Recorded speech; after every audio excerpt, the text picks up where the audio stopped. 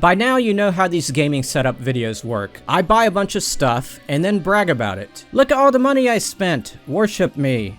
Well, I think you'll get more out of this video than just that. Besides, this is better than some of the other stuff you see on YouTube, like makeup tutorials. Today I'm going to give you an overview of what's going on in this room, and explain my reasoning for creating it. If you want more technical details, be on the lookout for my video, How to Build the Ultimate Gaming Setup. Look for the link in the description of this video. Also, in the past year, I've upgraded this room and have posted many videos about it, like painting and expanding the shelves. I'll put a link to those in the description as well. So what the heck is going on here? I'm able to come into this room and play pretty much any game system on a moment's notice. That's the whole entire purpose of this setup, basically. There are 60 TV-based systems, 20 portable systems, and these 2 semi-portable ones. The manufacture dates of these devices span about 45 years. There's no PS5 yet or Series X because they were not out yet when I created this video. I do have space set aside for them, and they're going to be going right here. That's also where I'll be putting my Dreamcast too. Right now I'm using that space to store controllers and other things.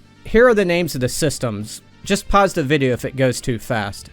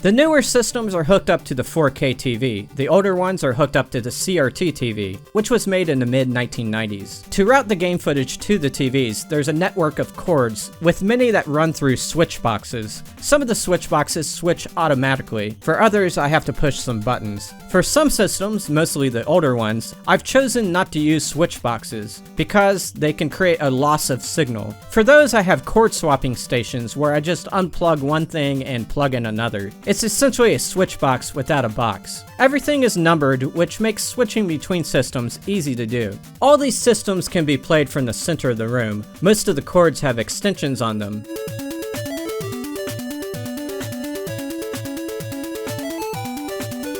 Some cords droop in front of the TV, so I have hooks on the side of the TV to keep the cords out of the way. One of the things I do on this channel is game reviews, and to help out with that, I have capture cards embedded within this setup. I can easily take my laptop, plug it into the setup, and capture footage as I play.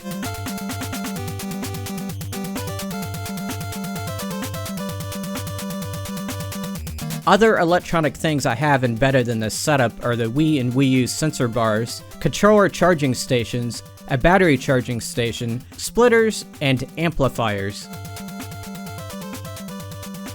Of course, there's a lot of cords too, which I have tied together with Velcro and twisty ties. Everything has an electrical switch assigned to it. When I'm not using something, all power to the device is stopped as soon as I flick the switch. Once again, the numbering system helps a lot.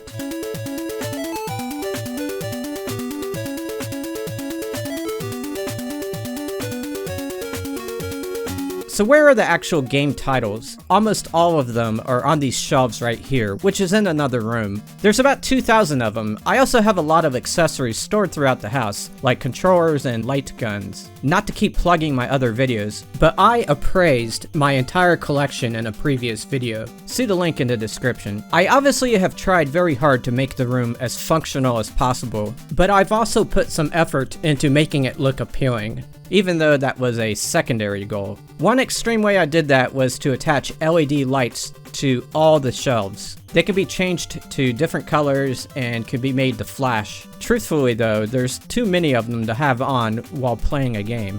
It's all just for show. I got a bunch of framed posters above the setup. My favorite is this Ninja Gaiden one. It's from one of my favorite scenes in the game.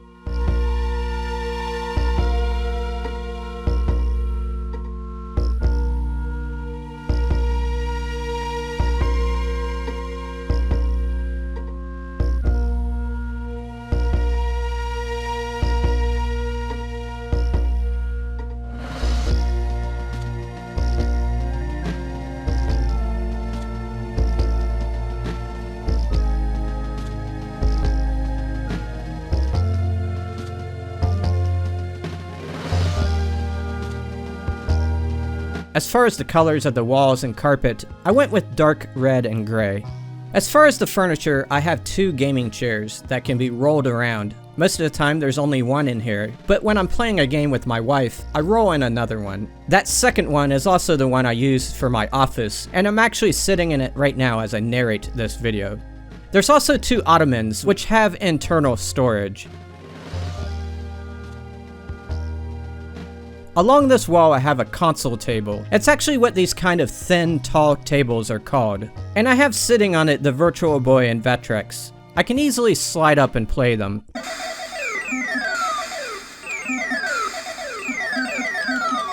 In case you don't know much about the Vectrex, it has overlays that add color to the games.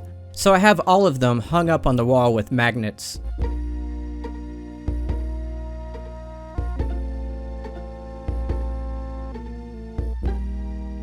The games for the Virtual Boy and Vectrex are in this tray hung on the wall. As already shown, there's also some floating shelves that hold the handheld game systems. I got a couple of large flags, one says Atari and one says PlayStation. The back of the room isn't much to look at. There's a hollowed out closet where I store these large light stands that I use when I'm filming in here. So a lot of you are probably wondering, why on earth would I do this? First of all, I like to be entertained. I also like doing complex things. It's just something my brain is compelled to do. I like hooking up all the wires and networking all the cords and stuff like that. I have a passion for gaming, obviously, and that's a motivator, and also mammals, like me, have an instinct to collect things. I also wanted this room to be like a museum, where I can see and witness the entire history of gaming. The biggest driver for doing this, however, is my lifetime of gaming experience. I was born in 1975, so by the time I was able to start forming my first memories, the first video games were coming onto the scene. This Pong system was the first game system my family ever owned.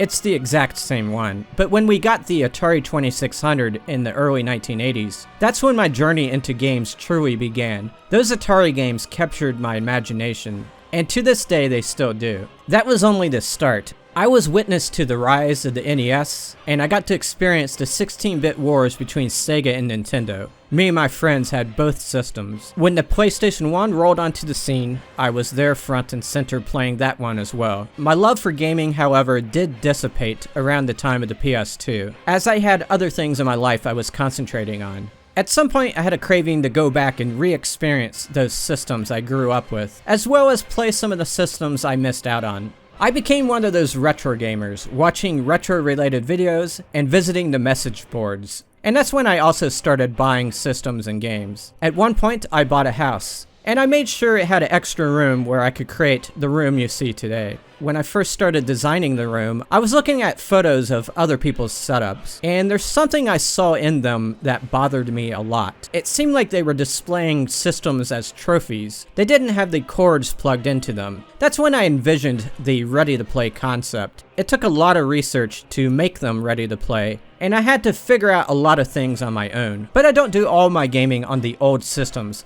I've played more PS4 in the past 2 years than any other systems in the room. I get very addicted to online first-person shooters, so much so that I have to tear myself away from them. There's basically a war going on in this room between the old stuff and the new stuff, and recently the new stuff has been winning.